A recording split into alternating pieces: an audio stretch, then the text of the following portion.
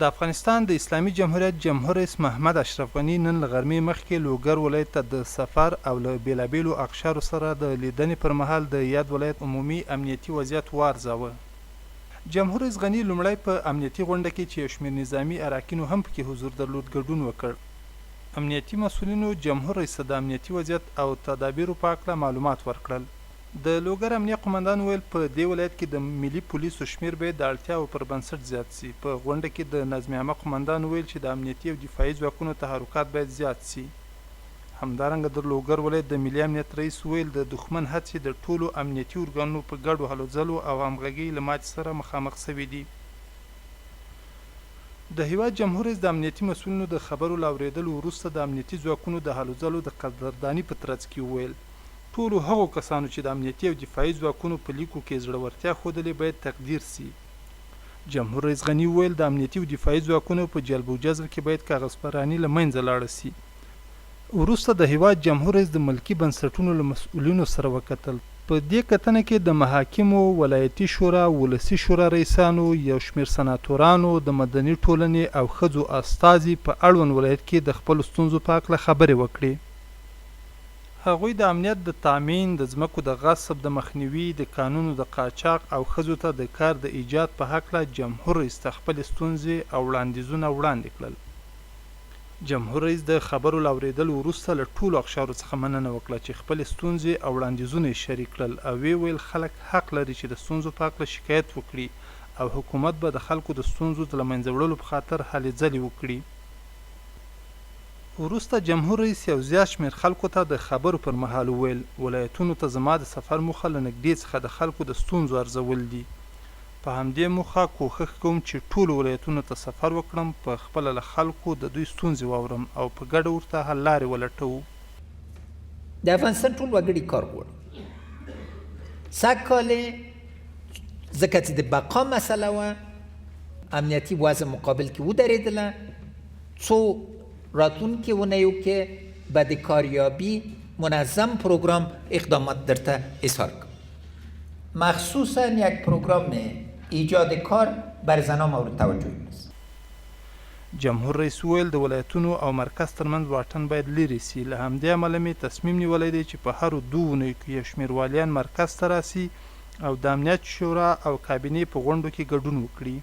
جمهور رئیس ویل د کرنې په برخه کې به زیات تمرکز وکړي. هغه زیاته کړه هغوی چې د خلکو ځمکې غصب کړي دي د قانون منګولو ته به یې وسپاري. اراده ټینګه ده چې په راتلونکي 15 کالو کې به افغانستان د غنمو له نظر نه خودکفایي ته رسیږي او دې معنا دا ده چې هره قطره د اوبه باید ورباندې پانګه واچول سي. جمهور رئیس د لوګر د مسیاینک کان په تړون کې ستونزو ته په اشارې وویل دا ستونزه باید د قانون وزارت له لوري ژر تر ژره حل سي. د چین باوند رئیس جمهور راغی، پخواني قرارداد کې ستونزې وې، اوس سبا صاحب ډېر ټینګ په دې اخته ده. انشاءالله تعالی په زر مودې کې به دا حل کو. کرومایت موضوع سرطان باندې بدل سوی، دې شیانو پسې به انشاءالله تعالی په اساسي توګه وګرځو. جمهور رئیس غني ویل سږ کال به د کانکور د ازموینې پروسه د تیرو کلونو په پرتله شفافه او متفاوته ترسره سي. ځوانان معلومدار موږ د سترګو تور دي او ځوانان جدي ستونزې لري، د بیکاري ستونزې لري. نقطه اولی را که امسال از خاطر جوانان محور خاص توجه ما است شفافیت امتحان کانکور است. امسال هدایت مایی است که یک نفر با نفوذ در ساحه کانکور داخل شده نمیتونه، اگر داخل شد بندیش میکنه. جمهور رئیس محمد اشرف غني د سولې په هکله وویل ټول باید د سولې په هکله لاسونه سره ورکړو ځکه جنګ نن ورځ په موږ تحمیل سوی دی او هغوی چې په غلطه لاره ځي باید تګلوری بدل کړو. د هیواد جمهور رئیس ویل په افغانستان کې د تحمیل شوي جنګ قیمت لوړ دی.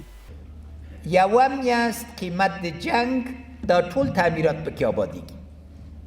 د یو کال د جنگ په قیمت کې ټول پوهنتونونه د افغانستان آبادیږي. د 2 کالو د جنگ په قیمت کې سرکونه آبادیږي. د 3 کالو د جنگ په قیمت کې ټول د اوسپنې خطونه آبادیږي. نو د خدای لاره وګورئ. که مسلمان یې اسلام ومنئ، اما خلکو باندې ناروا مه کوئ. او دلته ده چې علما کرام ته، قومي مشرانو ته، خویندو ته، ولایتي شوراګانو ته، وکیل صاحبانو ته، سناتور صاحبانو ته مې غوښتنه ده، سوله یوازې په ما تړلې نه ده، ثبات یوازې په ما تړلی نه ده. نو ما غوښتنه تاسو ته ټولو نه دا ده چې راسئ چې وحدت وساتو، خپل ملي وحدت باندې وویاړو، او هغه اشخاص که سیاسي اختلاف لري خو لاره سیاست ده.